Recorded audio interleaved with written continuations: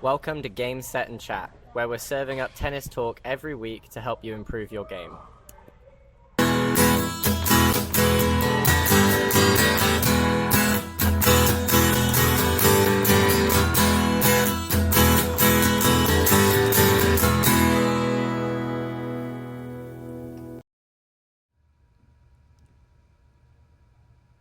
And we're live on episode 10.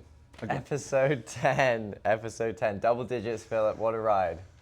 Yeah, crazy. A lot of fun, a lot of good feedback from people still. So yeah, it's been a good time. Yeah, keep bringing your feedback. Announcement to start the episode here that this will be a 12 episode season.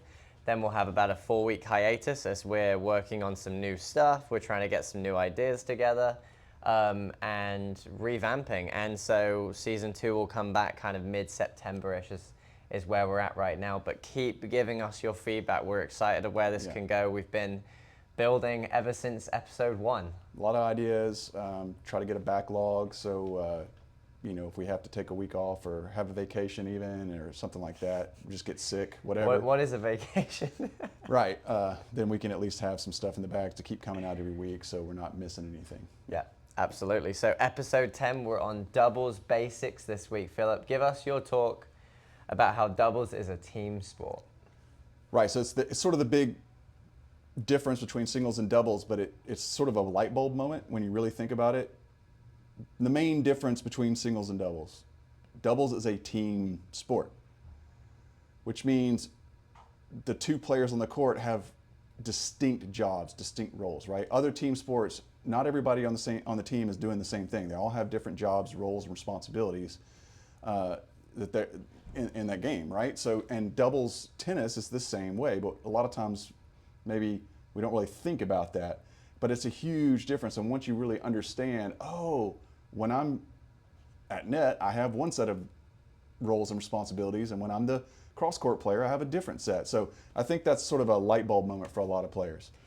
Yeah, and when we talk about having distinct jobs, what's going to allow us to access a high level of doubles, whether you're in the rec game or the pro game, is when you're able to focus on your job and trust your partner's going to do theirs, then the business functions great, right? Absolutely. I give this example to my players all the time. If you go work in a job, or for you rec players that have jobs, you're working in the same department as someone.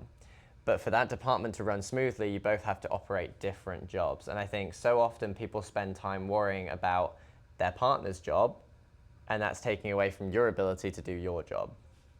Yeah, absolutely. I mean, when we run clinics and we're helping people and we hear it so often, it's like, oh, well, I thought they were going to be in trouble and they were going to do X, Y, and Z. And like, well, if you're worried about covering for them, then you're not focused on doing what you're supposed to be doing, right? Exactly. I mean, the quarterback can't throw the ball, run downfield, and try to catch it because what if the receiver missed it? Yeah. I mean, it sounds ludicrous even on its face, right? So have that in mind, that mentality in mind of good, bad, and ugly. I mean, your partner's going to have a bad day, but so are you. But trust your partner to do their job, and you completely focus on yours. 100%. And with that idea too, it's comical how people think they can predict what their partner's about to do. I mean, the more you play with someone, the more you get an idea of what they're about to do. But let's make no mistakes. I could play with Philip 100 times, and on the 101st occasion, he could choose a shot that I wasn't expecting. So if I'm thinking, I was expecting him to do this, or I thought he was going to go there, or I was worried about how he was doing his job, that's not your job, right? So you just need to be so focused on you. And we'll get into this a little bit today too, but if your partner's not doing what they're supposed to do or their job, like Philip just said, there's not a whole lot you can do about that. Yeah. With the execution level of your partner, you can still bring 100% of yourself to the court if you're focused on yourself. Yeah, so let's go through the two roles and responsibilities as Noah and I like to conceive of them and to coach them, right? So I kind of mentioned it. One, you're the net player, and we have these terms for very specific reasons, right? You're the net player, which means you should be at the net. At the net, okay? Not in the middle of the service box. Yep. The second one is the cross-court player. I will not use the term baseliner because you can be the cross-court player and in that role, but you could be at the service line, right? So you could be, quote unquote, at the net as well, playing 2 up, Yeah. and you're the cross-court player. So I like to use the term cross-court player so that people don't get in their minds, I'm the baseliner, I'm stuck at the baseline. Yeah. And if we talk about that role, right, of the cross-court player, that player will have started the point at the baseline, right? Because there'll be a server or a returner. Yeah. But like Philip said, they might move their way in. They might take a swing volley from no man's land if they're in the if they're in the 80 plus category of age group. They might be playing from no man's land, and that might be a good play for them. So it really isn't court dependent. It's role dependent. I guess you would prefer to say it that way. Situationally dependent, right? Situationally dependent. Depends on what your opponent's doing, how they're hitting, right?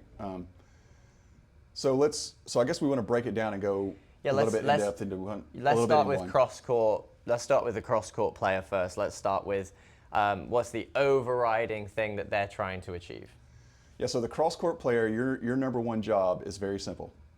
Don't miss. That's your job. Your job is to be steady Eddie. Don't miss. Right. You're the backbone.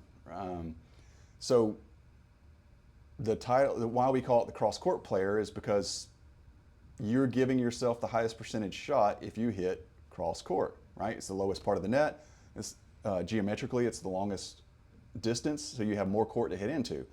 So if you hit most of the balls cross court that you see, then you're giving yourself the highest percentage to keep the ball in play.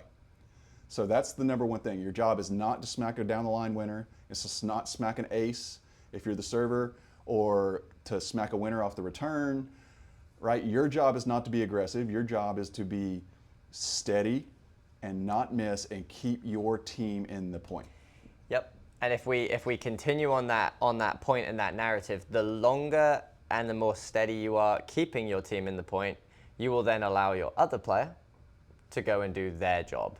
And when we talk about the two roles and how they interlink, right? We're going to have some crossover, and we're going to focus on that cross-court player initially. But I will say right now, the longer you can keep that ball in, the more you're going to give your net player a chance to go and do their job. And we're going to get onto their job later. Okay. I was going to say, I think it's a good introduction for you to do it, because you're the net guy. Well, yeah.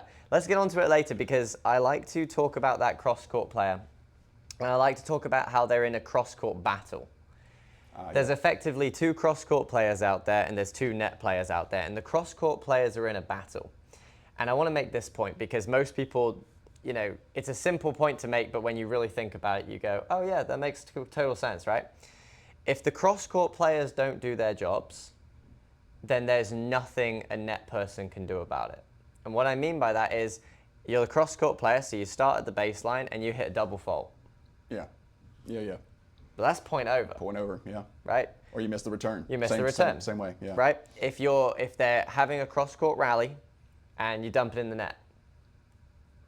And so when we talk about trust in a doubles pair, the cross-court player has to trust that the net player is going to go win it for them, and the net player has to trust that the cross-court player who starts the point at the baseline, see, I make that mistake all the time, will do their job and keep the point going. Because it's usually when we see that cross-court player not doing their job, when they're freaking out, they're trying to go too big, they're trying to hit line winners, they're trying to do too much, it usually comes from a panic system, and from a frustrated system, and from they either don't know what their job is, or if they do know what their job is, they're getting frustrated that the net person isn't doing their job, so then they take matters into their own hands. Yeah, they start taking higher risk.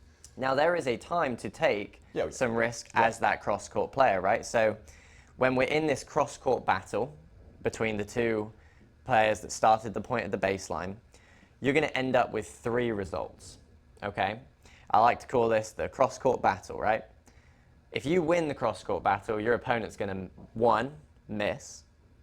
Right? If you out-consistency them, if you make more balls than them, they miss, you win, right? That's scenario number 1, if you've done a good job. Scenario number 2, if you've done a good job, is they're going to hit it to your net player or within reach of your net player, and we're going to get to that later. And in theory, if your net player is doing their job, you're going to win the point. Scenario 3 is the one that everyone needs to be really intentional about, because it's one thing for us to sit here and be like, you're the cross-court player and you hit cross-court. And everyone listens and they go, yeah, that's very well, but I've taken clinics where there's other things you can do. I've worked on tactics where, you know, I want to hit drop shots or lob down the line, and well, where does that come in? So situation number 3 is you've done such a good job of rallying cross-court in the cross-court battle that you have what you would consider an easy ball or an opportunity. And so being selective is the key here as that cross-court player, knowing that plan A is cross-court and you're being selective when you get the opportunity to do something else. Yeah, I think that's a really good one. But I think that's the sort of thing that a lot of people in the cross-court role are looking for, rather than earning and allowing to happen organically, right? Yeah. Because if we've played a lot of singles, it's all on us. So we're looking for that ball to be aggressive on. And we're playing cross court, and we sort of lapse back into that same singles mentality. We're like, oh, I'm gonna hit this ball and damage him. So when it comes back, I'm gonna get the short ball. And that's not your job. Yeah. Your job is to give your partner, the net player, the short ball. Yeah. And if you just happen to get it, okay, that's a happy accident. Yeah. Another thing I want to bring up briefly with the cross-court player, and I think this is important, mentality-wise, if you call yourself the cross-court player, now you don't have to think. Yeah. Where does this ball go? Yeah. Cross-court. Notice what we're not saying. Your job is not keep it away from the other net player. Yeah. That is not your job. Because Yeah. your brain doesn't know not. It just knows the last thing you told it, which is net player. Yeah. And so if you tell yourself, my job is to not hit it to the other net player, your body is going to go, hit it to the net player? It's that classic golf thing, Roger. right? You're standing at the tee box Don't and hit it you in the say, water. don't hit it in the water. Where's the ball going every time, Every right? time. It's that classic golf thing. So just from a mentality perspective, don't think not net player, think cross court. The other net player is going to get theirs. Yep. If they're any kind of halfway decent player, they're going to get some shots. And that loops back around to our, you only have to win 51% of the points. Yeah. So Go listen to our Psychology of Match Play psychology of match episode play. and Let accept them get that. theirs. Except that in doubles, you know, things happen fast.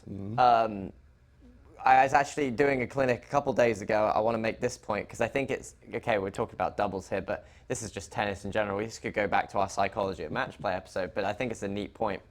You know, tennis as a sport is much more like the sport of basketball with regards to you score, I score. Yeah.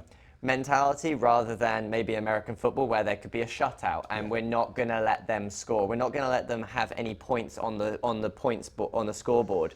But with the basketball game, they run down and score. The other team doesn't blink. They just get the ball and go, right, Our time. our turn. Yeah, And we that's a just good need point. to be better about that in doubles too, Yeah. right? Their net player's going to get theirs, Yeah. and our net player's got to go get theirs. Yeah.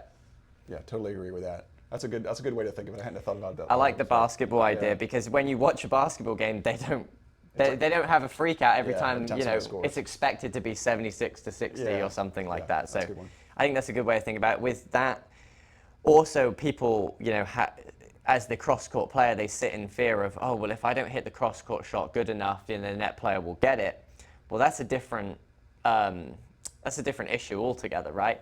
That's a different tactical thing altogether with regards to shot selection and shot height, right? So we said, okay, cross-court player keeps the ball in. Well, if you're worried about a net player going and reaching, then hit the ball cross-court and higher. Maybe go high. Or it could be lower, maybe the slice. Exactly. Right? So there's just a lot of variability in how you actually manage to get the ball cross court. It has to be the same ball. Yeah. Depending on what the other net player or the opposing net player is doing, you might have the lob cross court, or if they're standing a little far back, maybe you get the slice cross court. So there's a lot of variability within that. And I will say at a high level too, you know, you start to get into things like, just for our high level players listening, taking the ball a little earlier, right? Court position makes a big difference to getting that ball cross court and things like of that nature. So or like we said, coming in, right? So Yeah. maybe you're taking cross-court volleys,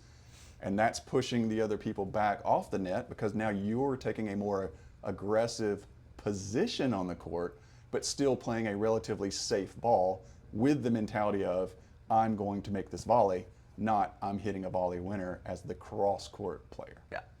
So let's get into some of that net player's job stuff. When we look at the cross-court player and we understand that your job is to work the point, keep the ball in, give your net player an opportunity, right? So people say all the time in the tennis business, they say doubles is cross-court or baseliner, the mistake a lot of people make, but the cross-court player sets up the net player. Yeah. And I like that mentality, and I agree with that mentality. And you know, the higher the level, the more you're striking the ball cross-court, trying to create something for the net player at maybe a rec level. You're just trying to keep it in enough times to give your net player a chance to go get something. Well, and it reinforces the team aspect of it, right? You're doing your job as the cross-court player because that job, if you do that job well, then you're setting up the team to win the point, even though it may be the net player that gets the glory of the put-away volley. Yeah. But here's the other thing about doubles. Your roles and responsibilities shift. So if you do a good job as a cross-court player, your partner's getting some love as the net player putting stuff away, but guess what? You get to go play net in a few points, right? So so you're going to have your time to shine and be the aggressor and get that kill shot volley, and you know, so the roles and stuff and change through the game. So that's important to keep in mind, right? You don't have to be, you know, thinking I've got to have the glory all the time. Yeah, and just with, you know, team mentality too and team support, like I always tell my juniors when they're playing doubles, if you get a volley winner, the first thing you should do is turn around and point to your baseliner. Point to your baseliner and clap. And thank you, yeah. Thank you. You were the one that set me up, right? Yeah, you that's a made that great point. happen. So Yeah, it you might know, have been when a great return. It might have been a great serve, you know, or you know, they ripped the backhand, or they got the lob that gave you the short return. Yeah, absolutely. It's just, you know, because it is a team sport, Yeah. right? So when we talk about the net player and the net responsibilities, we love this one, Philip. We talk about this all the time. So let's just paint a scenario where, you know, me and Betsy Lou, right? That's got a lot of love online, the Betsy Lou. So we're going to keep with Betsy Lou. Very southern name. Me and Betsy Lou are playing together, and Betsy Lou's worked her tail off by keeping that ball in cross court. She's worked the point. She's hit clever shots that has been able to work that cross court battle that I was talking about. And I, as a net player, am doing nothing.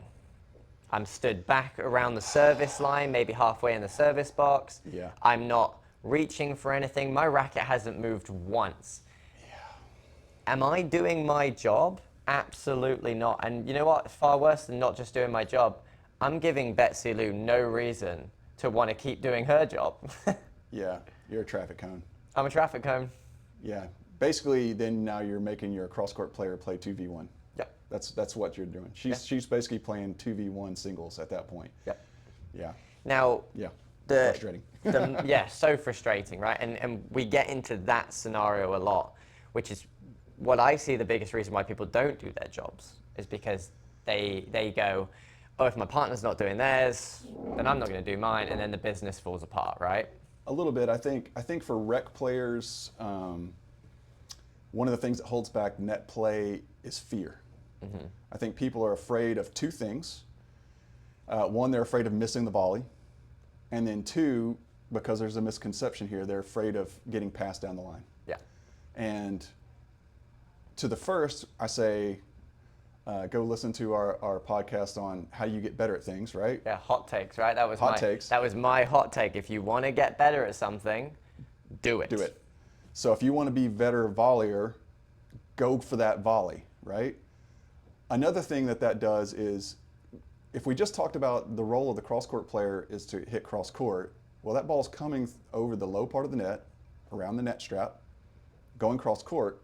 So if you know that that's the battle that those two are trying to have, then you can insert yourself into that. Take away that easy part of the net and the easy part of the court to hit into. Yep. If you take that away and you leave them the alley, invite them to go down the alley, which is higher over the net, shorter part of the court, you're inviting them to hit the the higher risk shot.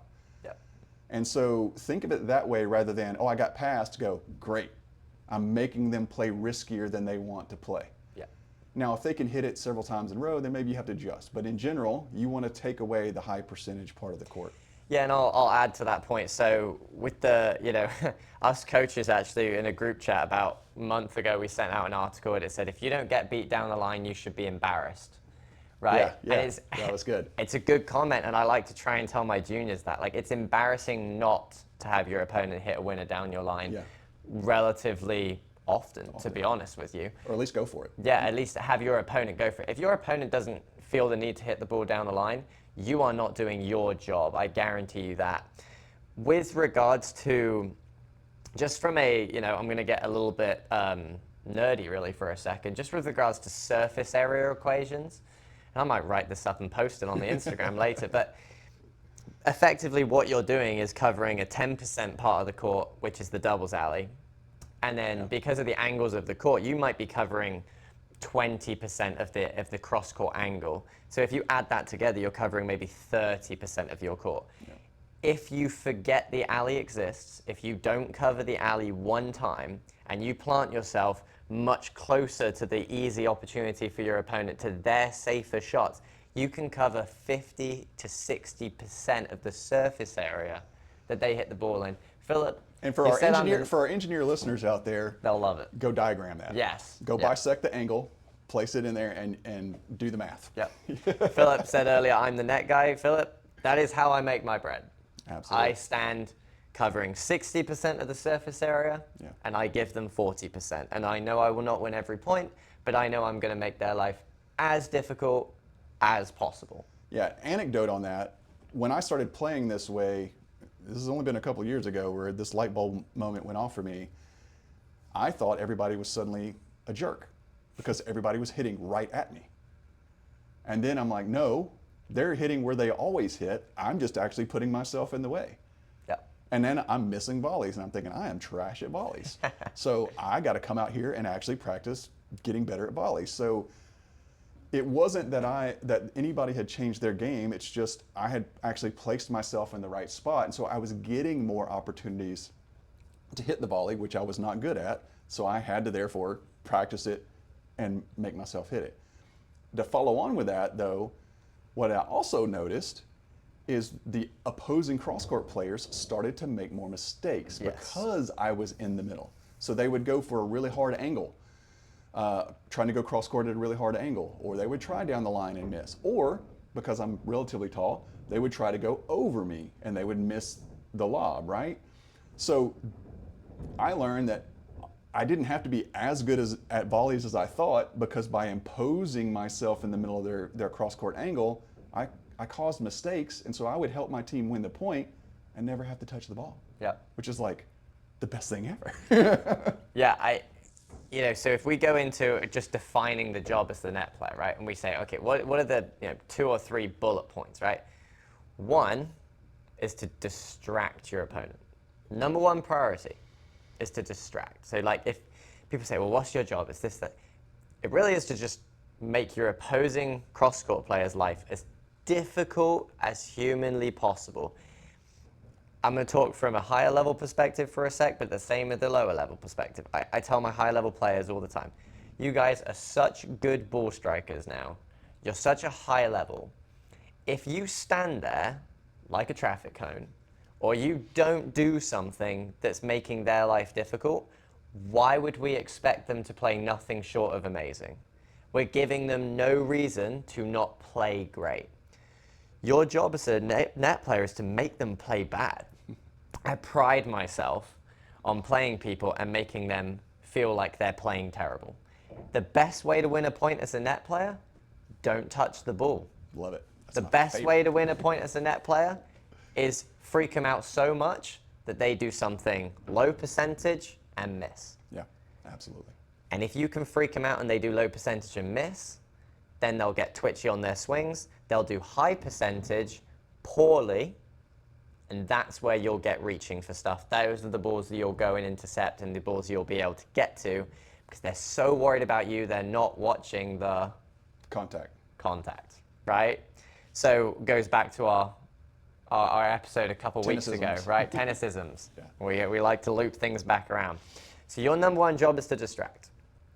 If you do a good job of that, you're going to make the cross-court player on the opponent's side life very, very difficult. You're also going to freak out the other net player who sees you so active, maybe they stop doing their job, right? If I'm up against the net distracting, and we're going to go about how to distract in a good fashion, if I'm up against the net distracting, that other net player is going to be freaking out. Maybe they're not doing their job.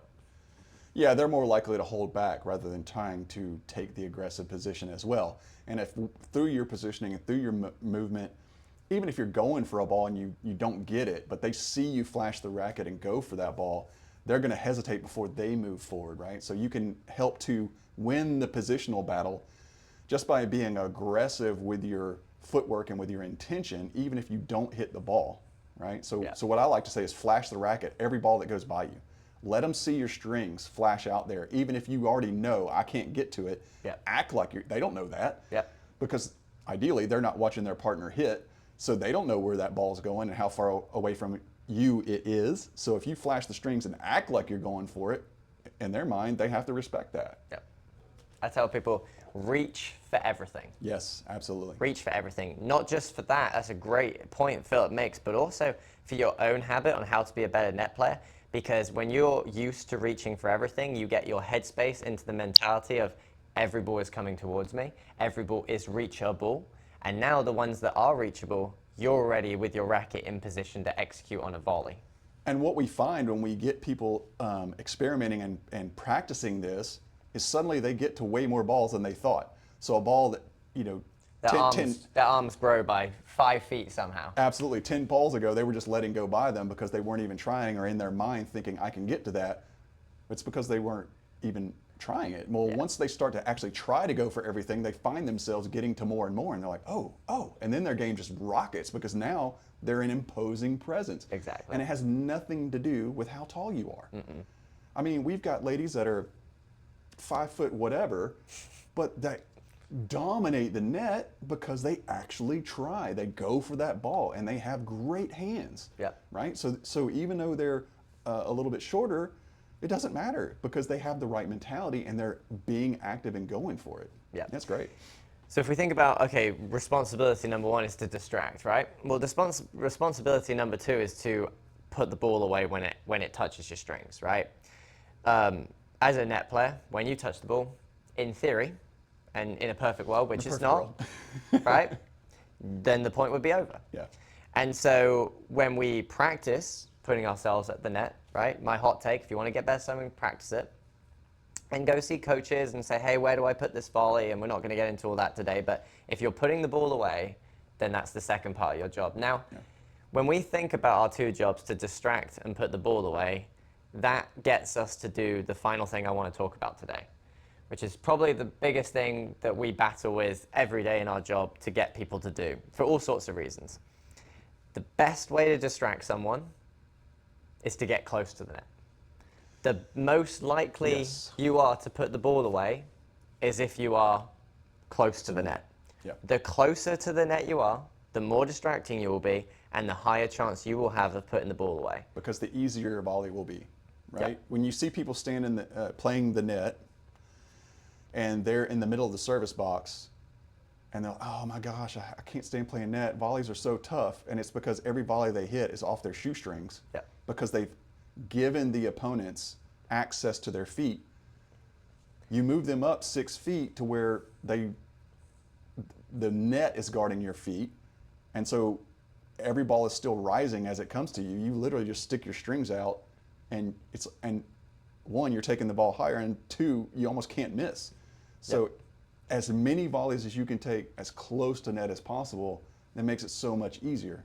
Most people have, they say, oh, my volleys aren't very good. Well, your volleys are going to be a lot better the closer you get. A lot better. You know, a lot of it's because they are taking difficult volleys. And I'm like, well, I would have a hard time. And well, that wouldn't be an easy volley. I mean, he would still make it, but it would be tough, right? Tougher than I want it to be. Why make life hard? When I was at the national campus in England, I had the experience of watching the coaches just implore these high-level players that if they weren't able to reach out and touch the net with their racket, they weren't close enough. Just imploring them to go forward. And that's really stuck with me ever since, is how important it is to just force yourself to get closer. Of course, you know, there'll be people listening and they'll say, well, that scares me, or that this, or that. We're not going to get into adaptations today. You know, well, what about a lob, coach? What if I'm constantly getting lobbed? And, well, one, that's not your role. But two, if they can't run because they have a broken ankle and they can't run 6 feet, then, you know, you can make some adaptations. Like, adaptations are good. But if you're going to take one message from today, whether you're Betsy Lou or some of our highest professional players maybe listening, right? We have a couple of players listening now that are competing at the very, very high level. Yes. I promised one of them I'd give him a shout out this week. So we've got Sophia Prang, shout out to you this week. There you go, I kept my word. She's a long-time fan of the pod now. Nice. You know, these high-level players, no matter how close you are right now, whether you're a rec player or a pro player, get closer. Yeah. If you're, you can get closer by a foot, that will benefit. If you can get closer by 3 feet, that will benefit. So maybe it's a progression thing for a lot of our people out there that go, oh my goodness, this is way too close. Can you get closer? Well, and it's with degrees as well, right? So with a higher level athlete, they're going to be able to cover more distance. So when they start, it may look like they're starting from the middle of the service box, and they may be, or shoot, they may be super fast and they're starting from the service line. But be discerning as a rec player watching that. That doesn't necessarily mean we should start there, because notice where they actually strike the volley from. It won't be from there. It'll be from, 2 or 3 feet from the net, because they're so aggressive with their movement. They're closing that angle down. If it's me out there and my knees are wonky and, I've been sitting in the office chair all day, so I don't have the explosive movement in the first few games, I'm hanging my nose over the net, right? Because that way I don't have to rely on that movement, and I'm going to force them into different things. Now, as I warm up and I get more explosive, I may change my position, start from a little further back and mix things up, but I'm going to default to too close to the net rather than too far away. Yeah. But that's important, I think, for rec players, is when you're watching the program, is to not say where they start from, but be very mindful of where they're actually striking the volley. Striking the volley from, not where they're starting the point or movement from. Yeah. And if we go back over those jobs and roles, and we can see where we could potentially go wrong as well. Earlier I gave a good example of the cross-court player not doing their job because they didn't trust the net player to go and be aggressive and go and be imposing and distract him and do all those things. Well, the reverse of that can also happen. Oh, yeah. Right? Absolutely. If the net player has zero faith in the cross-court player's ability to keep 3 balls in and work the point and keep the cool head, then what you're going to find a lot of the time is the net players hanging further back, reaching for stuff that they have no business reaching for. And actually, then you've got 2 players that don't trust each other, right? The cross-court player isn't hitting cross-court, and the net player isn't getting close and distracting. And now we're into what, unfortunately, yeah, it's bad. we see a lot see out a there lot, in the rec game. Now, in the Yeah. pro game, we don't see that quite as often. But I will tell you, even some of the high-level juniors that go out to tournaments, I'm watching them play doubles and doing the same stuff. Yeah. Just at a much higher level. Just doing it faster. Yeah. But yes, doing the same making some wrong mistakes, stuff but faster. yeah. The best doubles pairs I've been involved in is just where we just got after our job. Yeah. Full faith in the other one, and we just get after it. And we accept we're going to lose a ton of points, like the basketball match analogy. But I tell you, it makes you an incredibly hard team to beat. Yeah. One thing I want to elaborate on that point. If the net player's doing their job, they're still going to miss some volleys. Absolutely. As the cross-court player, you don't tell them to stop going for those balls. Yeah. Right? Because they are making the investment in, as Noah said, distracting and being a nuisance and making the other cross-court player's job more difficult. They're going to miss some volleys. Guess what? As the cross-court player, even with the intention of keeping the ball in play, you're going to miss some balls. You're going to miss a return. You're going to double fault. You're going to knock a ball wide, deep, whatever. They're not going to turn around to you and say, quit hitting ground strokes. Yeah. Like that's nonsensical. That doesn't make any kind of sense. So They're going to miss some volleys. Just go, hey, keep after it. Unless you want to play 2v1 as the cross-court player, tell them to keep after it, be aggressive, and it'll work out in your favor most times. Yeah. There's a reason why today's pod was titled Doubles Basics. Basics, yeah. And I really like that term with the basics. I tell my clients and my juniors all the time, because it's the basics for a reason. Yeah. It's because it's the best bang for your buck. It's the way it was designed to work. Now, of course, there are adaptations to the basics. If the basics aren't working through lack of execution, or maybe there's an injury, or maybe there's whatever, right? Maybe something your opponent's giving you, or maybe their execution's on another level that day. There are adaptations you can make. We're not going to get into them all today. Adaptations are totally fine.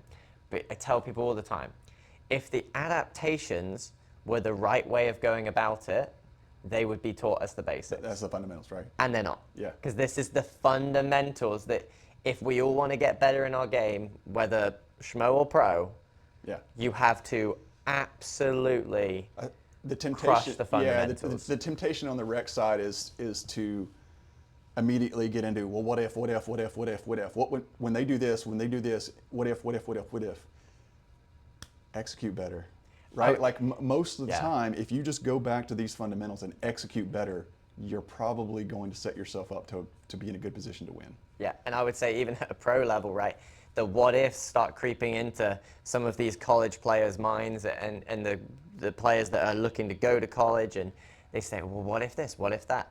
At the end of the day, it's the subtle adjustments within your role, Yes. right? So as a cross-court player, instead of going, oh, this isn't working, well, how can you subtly adjust it but stay in your role as a net player? How can I, shrug my shoulders one way or another and subtly adjust it while still doing the exact same role? Yeah. So, roles and responsibilities. I think that nails it for the fundamentals. And of course, there's Yeah. so much in depth, and so and we love doubles. So season 2, if there's season 3, hopefully, then Do some we'll deep do dives some deep dives and do different some elements of this. adaptations, right? Yeah. So trivia question this week will be posted on Instagram. All right. Okay, if you haven't checked us out on Instagram Get yet. the socials going. Yeah, we're going to get the socials going, so that is just straight up a marketing move there. Game, Set, and Chat on Instagram. I'm going to post it later today, and we'll see whoever gets it. I'll give them a shout out next week. Love it. It's your prize, right? A shout out on our prestigious Game, Set, and Chat pod. Pod preview for next week, right? So this is episode 10. Next week will be episode 11, and then we'll be into our final week of the season 1, which is wild, really, Yeah. when you think about it. Nuts. 12 weeks of just fun on our end, really. Yeah, that's good. So next week, the pod preview will be singles basics, right? We got into some of those fundamental doubles concepts today. Singles we'll get into next week. Philip, I believe you have our pod dedication and our pod quote. Yes. So I'm gonna have to put my glasses on. So nerd alert. Because you kind of have to read this name, Yeah, I have which, to read. you know. Yeah. So pod dedication is going out to an author / book, Pat Blaskawer, Blaskawer. Not sure how we're pronouncing that, but she wrote The Art of Doubles.